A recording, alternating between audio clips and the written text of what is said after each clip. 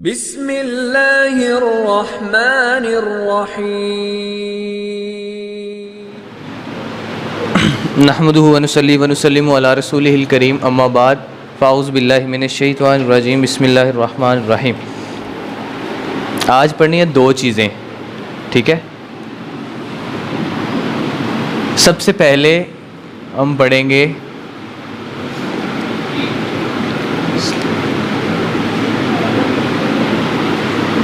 دین عند اللہ اسلام۔ اللہ کے ہاں جو دین ہے وہ کون سا ہے؟ اسلام ہے۔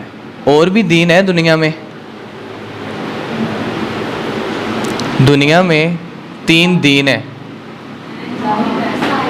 یہودیت، عیسائیت، وہ دین ہے اسلام۔ اللہ نے اتارے آسمان سے، اگرچہ وہ چینج ہو گئے، ان کی حیت اپنی جیسی پہلی نہیں رہی، لیکن دنیا پہ 3 اس وقت دین۔ تو اللہ تعالیٰ نے کیا فرمایا؟ دین عند اللہ الاسلام۔ اللہ تعالیٰ کے دین کون سا ہے؟ اللہ تعالیٰ کا اسلام ہے۔ اسلام اللہ نے دین اس لیے چن لیا ہے مکمل کرنے کے لیے کیونکہ یہ مکمل ضابطہ حیات ہے۔ مطلب دنیا میں چلتے ہوئے اس کے اندر کوئی چیز ایسی نہیں جو آپ کو نہ ملے۔ ان دونوں مذاہب کے اندر صرف عبادات ہیں، ٹھیک ہے، نظام یا آپ کہہ سکتے ہیں معاملات، یہ دونوں کی دونوں چیزیں اسلام کے اندر پائی جاتی ہیں، اس کے اندر یہودیت اور عیسائیت میں نہیں ہے۔ کیوں؟ کیونکہ ان دونوں دینوں کو ختم ہو جانا تھا، باقی نہیں رہنا تھا۔ ان دونوں دینوں کو ختم ہو جانا تھا، باقی اسلام نہیں رہنا تھا، اس لیے اللہ تعالیٰ نے اسلام کے اندر یہ دونوں چیزیں رکھی ہیں۔ اب آپ نے غور سے دیکھنا ہے، اللہ تعالیٰ نے اسلام کے اندر ایک نظام قائم کیا ہے، بہت بڑا نظام ہے، یہ چھوٹا نظام نہیں ہے، بہت اہم نظام ہے، اسے کہتے ہیں زکوٰۃ کا نظام۔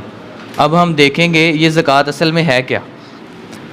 زکوٰۃ کی تعریف ہے تو خذوا من اغنیائہم فتردوا من فقرائہم۔ زکوٰۃ اس کو کہتے ہیں جو امیروں سے لی جائے گی اور غریبوں کے درمیان،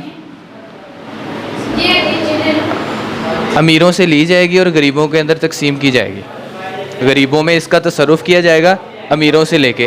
یہ اللہ تعالیٰ نے نظام بنایا ہے۔ کیسا نظام ہے؟ اسکیل بنا لیتے ہیں،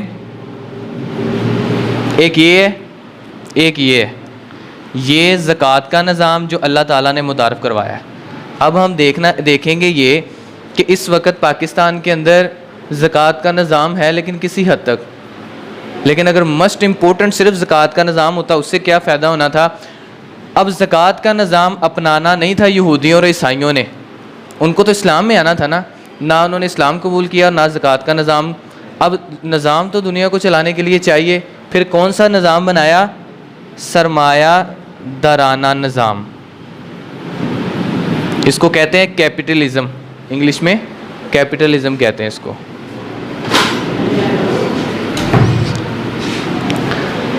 یہ نظام متعارف کروایا کس نے؟ یہودیوں نے، اور ساتھ میں عیسائیوں کو بھی ملا لیا۔ کس کے مقابلے میں؟ زکوٰۃ کے مقابلے میں۔ اور اس کے اوپر دلیلیں یہ پیش کیں کہ جو نظام اسلام کا بنایا ہوا نا، زکوٰۃ کا نظام، یہ اولڈ ہو گیا ہے، یہ بہت پرانا ہے، یہ اس وقت قابل اعتبار نہیں رہا، نعوذ باللہ، یا یہ نظام اب درست نہیں رہا۔ اس نظام کو ختم کیا جائے اور یہ نظام لے کے جایا جائے۔ اس نظام کو دوسرا آپ بینکنگ کہہ سکتے ہیں،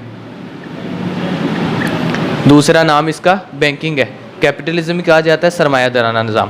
اب آپ فرق دیکھیے گا، یہ اللہ کا بنایا ہوا قانون ہے، یہ قانون ادھر توجہ کریں، یہ اللہ کا بنایا ہوا قانون ہے، اور یہ انسانوں کا بنایا قانون ہے۔ انسان اتنا پرفیکٹ قانون بنا سکتے ہیں کہ اس پہ پورا معاشرہ اور پوری دنیا چل سکے۔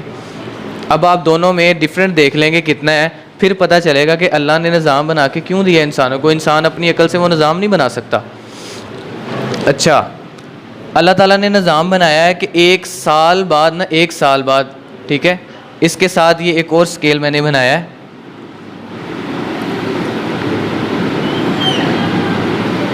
ٹھیک ہے، یہ اے والا جو پارٹ ہے نا، یہ امیر ہیں اور یہ بی جو ہیں یہ غریب ہیں، یہ ان کی امیری کا سکیل ہے، یہ اتنے دولت مند ہیں، یہ اتنے ہیں۔ بی پارٹ کن کا ہے؟ غریب لوگوں کا، اور اے امیر لوگوں کا۔ اللہ تعالیٰ فرماتے ہیں 1 سال کمپلیٹ ہو گیا، ٹھیک ہے، امیر جو ہے نا، امیر وہ اپنی دولت دے دیں گے، اتنی دولت، کن کو دیں گے؟ غریبوں کو. یہ ایک پورے کا پورا جو ایک نظام ہے نا، اس کا جو پہیہ گھوم رہا ہے، ٹھیک ہے، ایک سائیکل جو چل رہا ہے، اس کو برابر رکھنے کے لیے، اللہ تعالیٰ نے، اب غریب پیسے نہیں جوڑتا. امیر کی تو بہت ساری فیکٹریز ہیں، ان سے آنے والی منفعت، فائدہ جو ہے وہ پھر ایک سال تک کیا ہوتا ہے، یہ سارے کا سارا مال پھر امیر کما لیتا ہے سیونگ کر کے بینکوں میں. ایک سال کے بعد پھر یہ اسکیل ہو گیا، پھر سال بعد زکوٰۃ تو دینی ہے. اللہ تعالیٰ نے فرمایا یہ اسکیل پھر دوبارہ ایک سال کے بعد وہ اپنا اتنا جو ایکسٹرا مال امیروں کا ہے وہ جتنا اکٹھا کر کے پورے معاشرے کے اندر دیا جائے گا غریبوں کو، اسکیل پھر برابر ہو گیا. یہ نظام اس لیے بنایا گیا ہے کہ ہر سال کے بعد غریب اور امیروں کے درمیان فرق ختم ہو جائے. یہ اللہ نے نظام بنایا ہے کہ جتنے امیر ہیں وہ غریبوں کو زکوٰۃ دیں گے.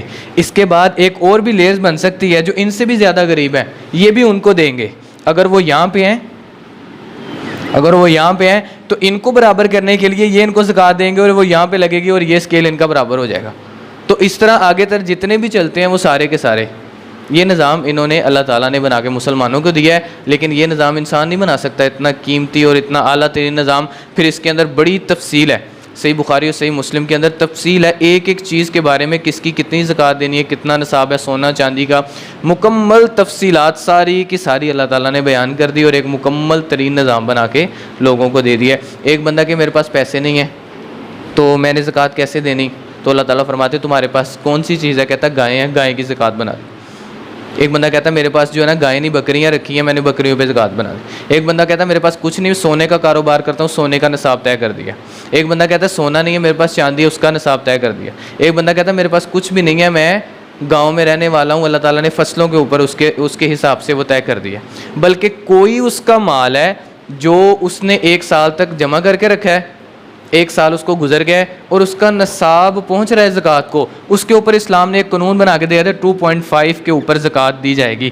100 روپے کے اوپر 2.5 روپے، 1000 پہ 250 روپیہ اور 1 لاکھ پہ 2500 روپیہ. یہ زکوٰۃ کا اللہ نے نظام بنا کے دیا. اور یہ کتنے کم ہے، ایک امیر کو کیا فرق پڑے گا اگر سال بعد وہ 2.5 مالیت میں سے اپنے مال غریبوں کو دے رہا ہے. اور یہ نظام ایسا ہے کہ اس کو فرض قرار دیا گیا ہے. نبی کے وسلم نے فرمایا جو بندہ زکوٰۃ نہیں دیتا کل قیامت کے دن ان کے لیے عذاب ہے. اور وہ عذاب کی مختلف صورتیں پیش کی گئیں کہ سانپ بنا کے ان کے پیچھے لگایا جائے گا، وہ انسان دوڑے گا اور وہ اللہ تعالیٰ فرماتے ہیں اتنا بڑا اسدہا، وہ ان سے کہے گا کہ تو دنیا میں کہتا تھا میرا مال بڑی محبت کرتا تھا، مجھ سے مجھے جوڑ کے رکھتا تھا، اب تو کیوں مجھ سے بھاگ رہا ہے، میں تیرا مال ہی ہوں جو دنیا میں تو نے مجھے جمع کیا ہے. بہت سی اس کی وعید پر احادیث آئی ہیں. یہ اسلام کا نظام ہے. اب یہ نظام جو ہے نا، یہ نظام، یہ اسکیل تھا یہ والا، وہی بنائیں گے جو پہلے وہاں پہ بنایا ہے. ٹھیک ہے، اے پارٹ جو ہے نا یہ امراء لوگ ہیں، یہ غریب لوگ ہیں. بینکاری کا نظام دیا ہے. ٹھیک ہے، اس میں کیا ہے، اس میں زکوٰۃ سسٹم نہیں ہے، اس میں سود اور بینکاری ہے.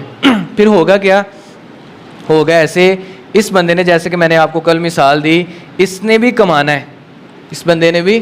آپ اللہ تعالیٰ اگر صرف دنیا میں امیر لوگوں کو بنا دیتے تو نظام چل سکتا تھا دنیا کا.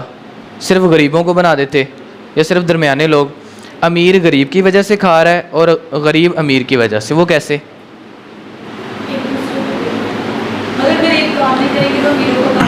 ایک فیکٹری بنا لی امیر نے ایک فیکٹری بنائی ہے، وہ فیکٹری کے اندر مزدور کام نہیں کرنے آتے تو امیر کہاں جائے گا؟ کہیں بھی نہیں جائے گا. ٹھیک ہے، اگر امیر نہیں ہے تو غریب کو کام کون دے گا؟ وہ امیر نے. دونوں لازم و ملزوم ہیں آپس میں، دونوں کے جڑے ہوئے ہیں اور دونوں مل کے اس معاشرے کی تکمیل ہے.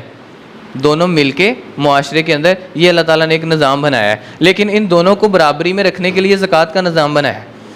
اگر زکوٰۃ کا نظام نہیں ہوگا پھر کتنی بڑی گڑبڑ ہو سکتی ہے، وہ یہاں پہ ابھی دیکھنے لگے ہم کہ پھر ہوگا کیا. غریب کو کمانے کے لیے ضرورت تھی، بزنس کے لیے، گاڑی کے لیے، گھر کے لیے، فصلوں کے لیے، کسی بھی چیز کے لیے اسے، بزنس کے لیے، دکان کے لیے، کسی چیز کے لیے بھی اسے ضرورت تھی تو اس نے کیا کرنا تھا؟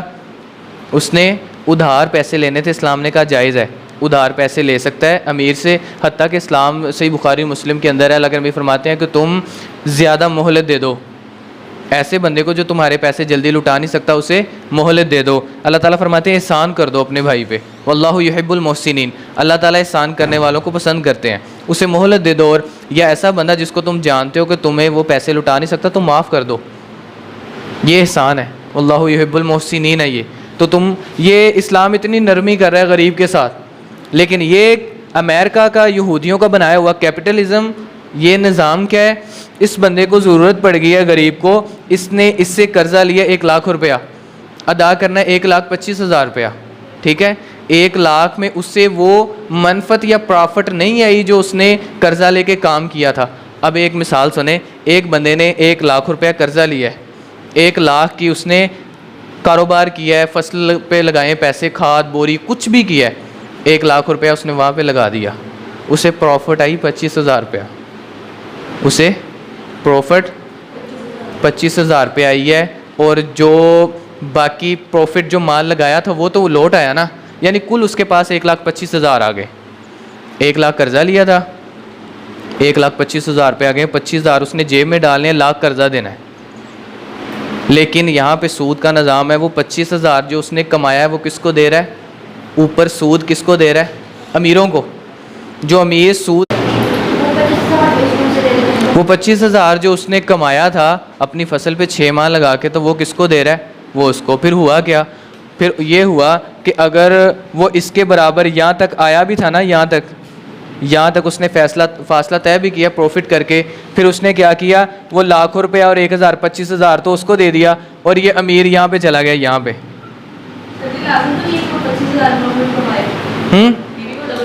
ڈبل بھی کما سکتا ہے، ڈبل تب کمائے گا اس وقت جو نظام کو دیکھا گیا ہے نا، اگر ڈبل بھی کما رہا ہے تو پھر بھی سکیل برابر نہیں ہو سکتا۔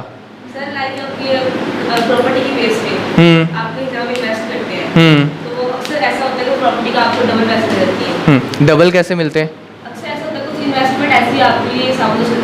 نہیں، پراپرٹی کے اندر اگر آپ انویسٹ کر بھی رہے ہیں تو وہ آپ کو ڈبل پیسے نہیں آ سکتے، ایسا کہیں بھی نہیں ہے۔ اگر آپ کسی کا سودا کروا بھی رہے ہیں، آپ کیا اس کو بولا جاتا ہے، ایجنٹ، وہ بھی ہیں، تو وہ آپ کو 1% مل رہا ہے اس کے اوپر۔ اور یہ والے سارے کام وہ غریبوں کے شمار کرنے والے نہیں، یہ کام امیر کرتے ہیں۔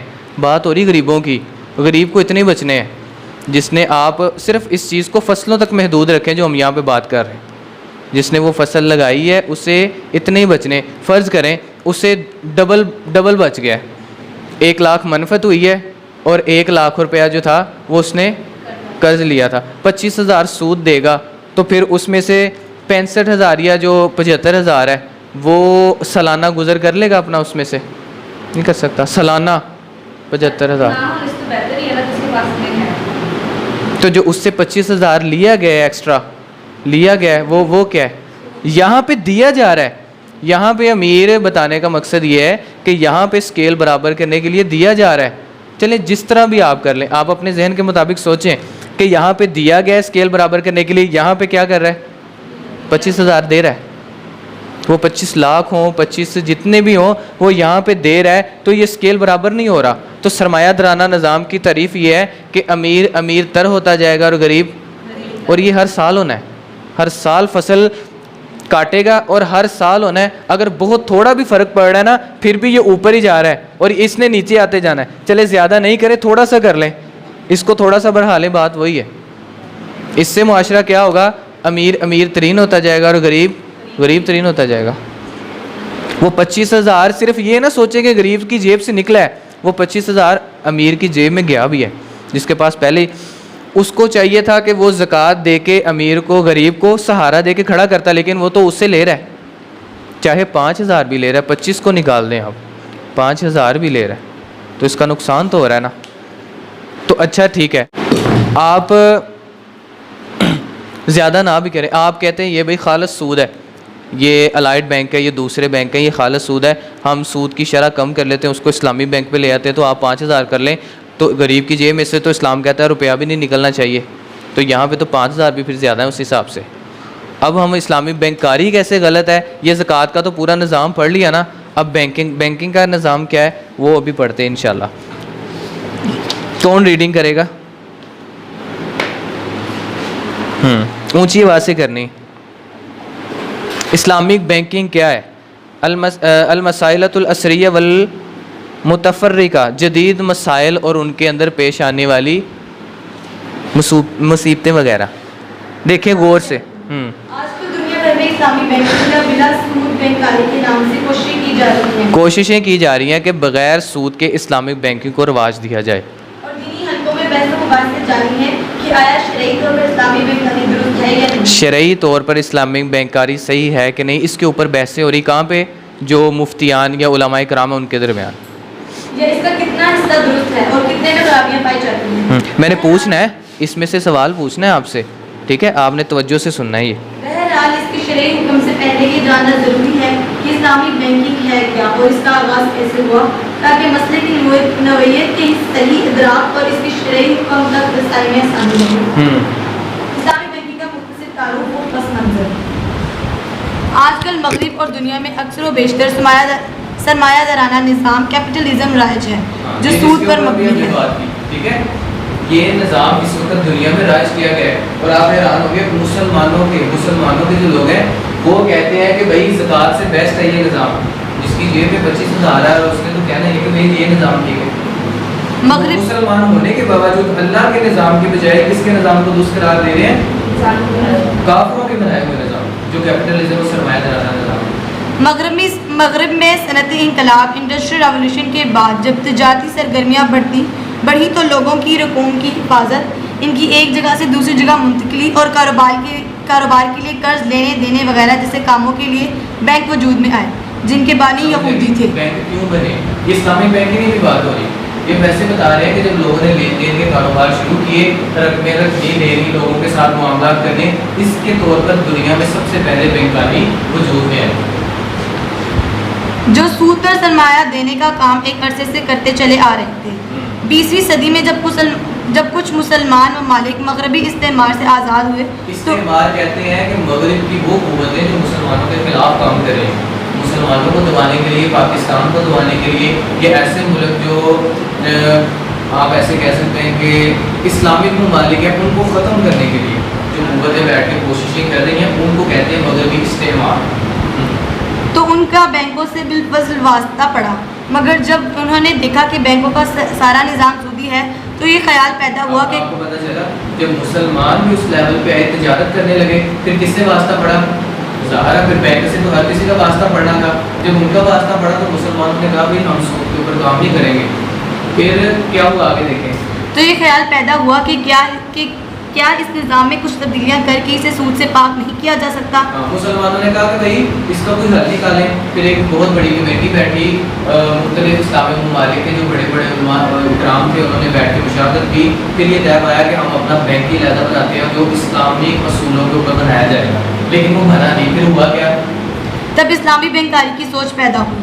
پھر بعض مسلم رہنماؤں ڈاکٹر نجات اللہ صدیقی اور پروفیسر خورشید وغیرہ کی طرف سے جب اس بات کی، یہ وہ عالم دین ہے پاکستان کے سب سے پہلے، ٹھیک ہے، جنہوں نے جو اس نظام کو رائج کرنا شروع کیا اسلامی بینکاری. جب اس بات کی تائید ہوئی کہ مروجہ بینکاری نظام میں کچھ تبدیلیاں کر کے اسے اسلامی بنایا جا سکتا ہے تو عرب سرمایہ داروں نے عملاً ایسا کرنے کی ٹھان لی اور ساتھ ہی مغرب نے بھی اس کی حمایت کی. مغرب نے تو حمایت کرنی تھی. اس کی بڑی وجہ کیا ہے؟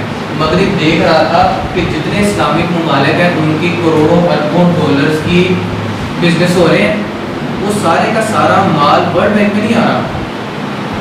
ورلڈ بینک میں نہیں آ رہا. آپ کاروبار کریں گے نا، آپ کاروبار کریں گے، آپ کے پاس 10 لاکھ ہے، آپ 10 لاکھ کا سامان لا کے بیچ گے، آپ کی پروفٹ 5 لاکھ آ رہی ہے. تو آپ چاہیں گے کہ کاش میرے ساتھ کو مل جائے ایسا بندہ جو مجھے 20 لاکھ دے دے. تو 30 لاکھ کا جب میں کاروبار کروں گی تو کاروبار وسیع ہو جائے گا، بہت بڑا ہو جائے گا. یعنی اس کے پیسے میرے تصرف میں آ جائیں تو پروفٹ میری بھی بڑھے گی، میں اس کو بھی دے سکتی ہوں پروفٹ. یہ چیز امریکہ نے سوچی کہ جتنے بھی لوگ کام کر رہے ہیں اگر یہ اسلامک بینک بنائیں گے تو اسلامک بینک سے جڑے ہوں گے، ہم سے تو جڑیں گے. کیوں؟ کیونکہ روز پورے پاکستان میں سارے کا سارا پاکستان میں چھوٹے سے چھوٹے بینک سے بھی جتنا بھی مال سارا ورلڈ بینک میں جمع ہوتا ہے. یہ اسٹیٹ بینک ہے پاکستان میں، وہاں سے شام تک ورلڈ بینک میں ساری کی ساری منی جو ہے وہ ٹرانسفر ہو جاتی ہے. اور وہاں جو سارا پیسہ جاتا ہے اس کے اوپر پوری دنیا میں وہ کیا کرتے ہیں؟ سود پہ کاروبار. اور وہ 10 روپے کو لاکھ بناتے ہیں. کتنی دیر میں؟ 2 سیکنڈ کے اندر 10 روپے کو لاکھ پہ لے کے جاتے ہیں 2 سیکنڈ. یہ ریٹنگ ہے وہاں پہ پیسے بڑھنے لوگوں سے سود کما آگے. کیونکہ وہ جانتے تھے کہ مسلمانوں کی جو دولت سودی ہونے کی وجہ سے بینکوں میں جمع نہیں ہوتی، کیوں وہ بھی جمع ہو جائے. یہ وہی بات ہے جو بھی سمجھائیے، جو دولت بینکوں میں جمع نہیں ہو رہی وہ जमा हो जाए, बल्फाज दिगर इनके तसरुफ में आ जाएगी तो धड़ाधड़ इस्लामी बैंक खुलने शुरू हो गए। फिर इस्लामिक बैंक धड़ाधड़ करने शुरू हो गए। अब बताएंगे बैंकों की तफसील। सबसे पहला इस्लामी बैंक मिस्र में 1963 में बनाया गया, जिसका नाम मिस्र में 1963 मैंने कल भी बताया था, 1963 में सबसे पहला इस्लामिक बैंक मिस्र में बनाया गया, जिसका नाम मुतगमर सोशल बैंक था। इस बैंक में ज़राअत के लिए रकूम जमा करने और कर्जे फराहम करने का काम जारी हुआ था। कर्जे फराहम करना और ज़कात की रकूम जमा करना। इसी साल मलेशिया में हज के लिए एक इदारा कायम किया गया, जिसका नाम तबूंग हाजी था। लोग इस इदारे में अपनी बचतें जमा करवाते और हस्बे ज़रूरत कर्ज लेते थे। 1975 में दुबई इस्लामी बैंक बना और इसी साल तीसरा बैंक है जो दुबई में बना। दुबई में कौन सा बैंक बना? तीसरे नंबर पर। और इसी साल OIC के तहत इस्लामी तरक्याती बैंक की बुनियाद रखी गई। 1983 में इस्लामी बैंक बांग्लादेश का क़याम अमल में आया और फिर इसके बाद पूरी दुनिया में इस्लामी बैंकों के क़याम की एक दौड़ का आगाज़ हो गया।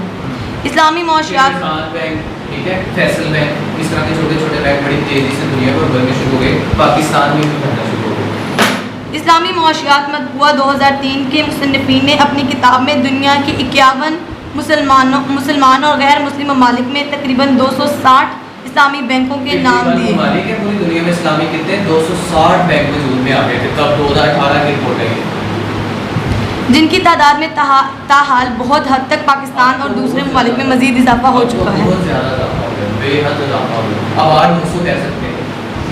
पाकिस्तान में कई एक इस्लामी बैंक काम कर रहे हैं, जिनमें मीज़ान इस्लामी बैंक और बैंकल प्लास लिमिटेड और दुबई इस्लामी बैंक और फैसल बैंक लिमिटेड पाकिस्तान वगैरह शामिल हैं। मरवजा इस्लामी बैंकिंग पर उलमा की राय। अगरचा मौलाना मुफ्ती मोहम्मद शफी रहमतुल्लाह अलैह पूरे पाकिस्तान में सबसे ज़्यादा एक बंदा काम कर रहा है जिसने मगरिब को बताया कि हमारा ये निज़ाम तजारत करने का इस्लामी, उस पर हम काम करेंगे। जानते हैं आप कौन है? वो मौलाना तकी उस्मानी है, आप उसको इंटरनेट पर सर्च कर सकते हैं। और उस बंदे का दिन रात एरोप्लेन में गुजरता है। मैंने उनके बारे में सुना था, पढ़ी उनकी तारीफ भी कि उनको जैसे एक बंदा रोज़ यहाँ से लोग हो जाता है तो उसकी बसों वालों से जान पहचान हो जाती है, इस तरह उसकी जो जहाज़ के अमले हैं ना, ऐसे उनसे जान पहचान है। इसलिए इस बंदे ने रोज़ एक दिन पाकिस्तान में, एक दिन जो है ना वो अमेरिका में, कभी बरतानिया में इतनी ज़्यादा मेहनत कर रहे हैं और एक वक्त, एक मिनट का वक्त नहीं है जो वो बंदा टाइपिंग कर रहा अपने लैपटॉप पे। बेशुमार किताबें लिखनी है, इतनी मोटी किताबें लिखनी है और पूरे का पूरा इस दौरे हाज़िर का इस्लामी तिजारत का निज़ाम बना कर पेश कर दिया है। और बाकी तमाम मज़ाहिब के जितने भी मुसलमान हैं मुहताज हैं उनको पढ़ेंगे। बैंकारी की समझी, ये आप जिस केमिस्ट्री के टॉपिक्स हैं ना, ऐसे ये इस्लामी बैंकारी का या इस्लामिक ट्रेड इशू के नाम से इसमें MPhil भी है, इसमें PhD भी है, इस पर डिप्लोमेज है, कोर्सेज हैं, स्कूल, इसके बारे में बहुत ज़्यादा लोग पढ़ते हैं जो स्कॉलर बनने के लिए, स्कॉलर में से निकलने के लिए चाहते हैं। एक हदीस पे काम करने वाले जो जरा तादील वगैरह या अस्मा और रिजाल की कुतुब पढ़ते हैं, ये एक है। जैसे आपके ना डॉक्टरी निज़ाम, मेडिकल बनना है, नॉन मेडिकल इंजीनियर बनना है, प्री इंजीनियर बनना है, ये सारी चीज़ें। फिर उसके अंदर एक फ़िक्र है मसाइल को समझना, मसाइल को समझ के लोगों को फतवे बताना, वो डिग्री उसको मिल जाती मुफ्ती की, ठीक है।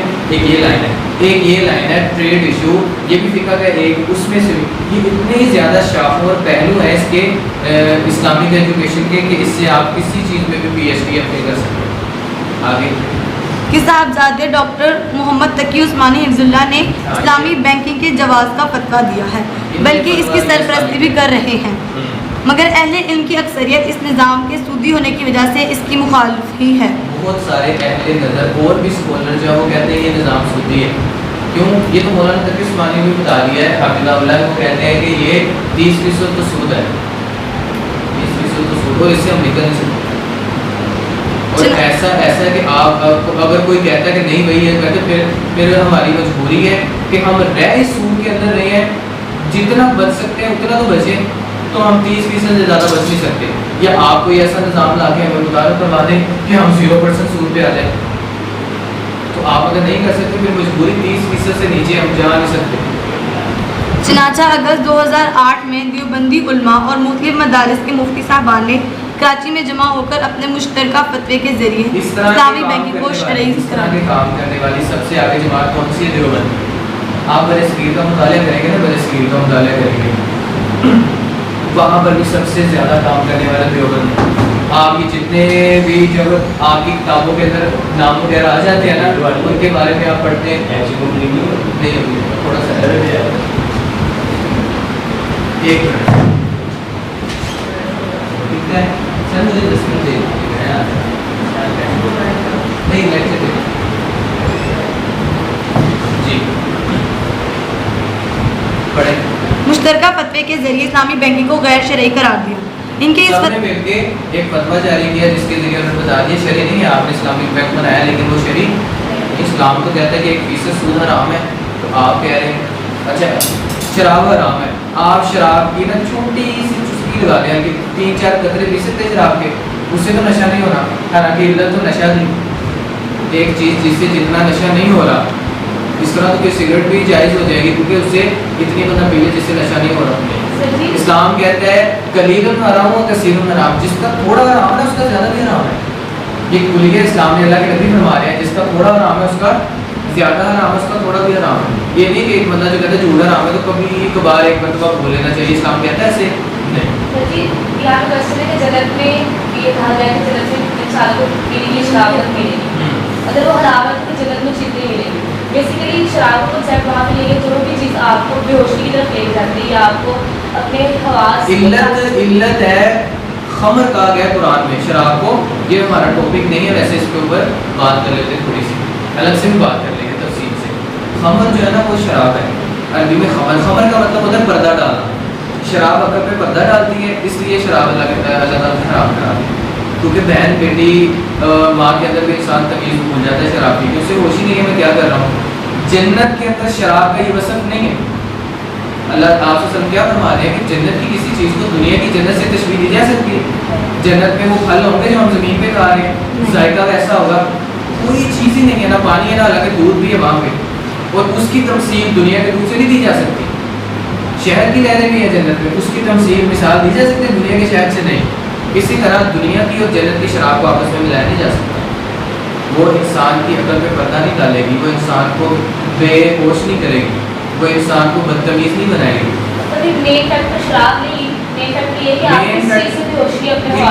علت اس کے اندر نشہ ہے. وہ نشہ اللہ کے نبی کے دور میں فین گانجا یہ سارا کچھ تھا نہیں تھا, تو یہ تو اب آیا. تو پھر کیا کیا قیاس کیا گیا کہ شراب کے اندر نشہ ہے تو ان چیزوں میں بھی نشہ ہے, تو یہ علماء نے حرام کرا دی, اللہ کے نبی تو نہیں حرام کی.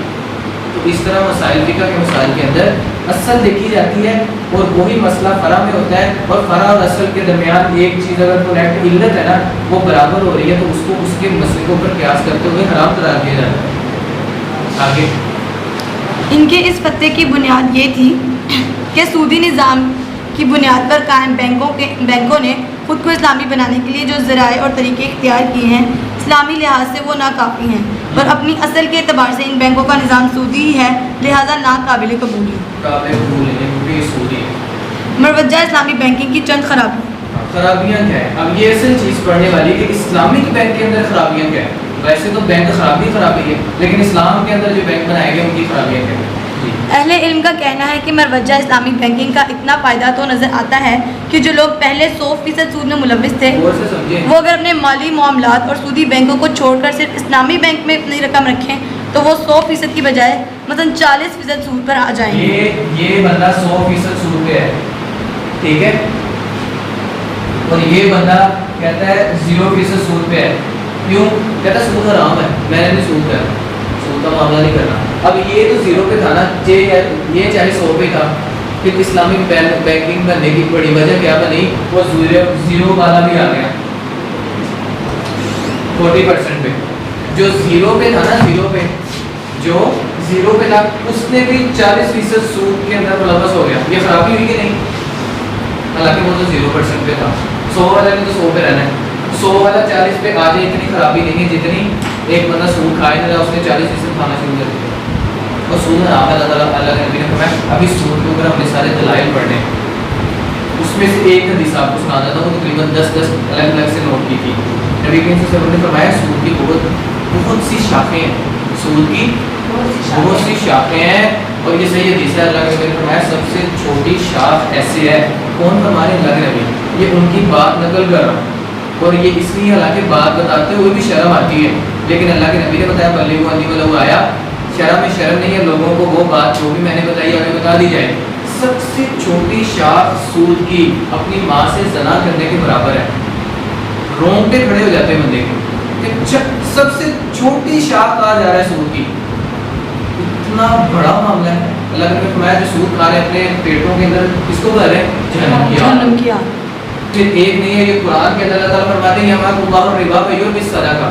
اللہ سود کو مٹا رہا ہے اور صدقے کو بڑھا رہا ہے, زکات کو بڑھا رہا ہے. اب آپ دیکھیں گے بظاہر سود بڑھ رہا ہے. ایک اور چیز یہاں پہ میرے پاس 1 لاکھ تھا میں نے سود پہ دیا اور میرا 1.5 لاکھ بن گیا, 1.25 لاکھ بن گیا. بڑھا ہے کہ کم ہوا ہے؟ اللہ تعالیٰ فرمانے کم ہوتا ہے. وہ ایسے ہوتا ہے کہ پھر کبھی بیماری آ جائے گی, پھر اللہ کی سزا آ جائے گی, وہ 1.5 لاکھ لگ جائے گا.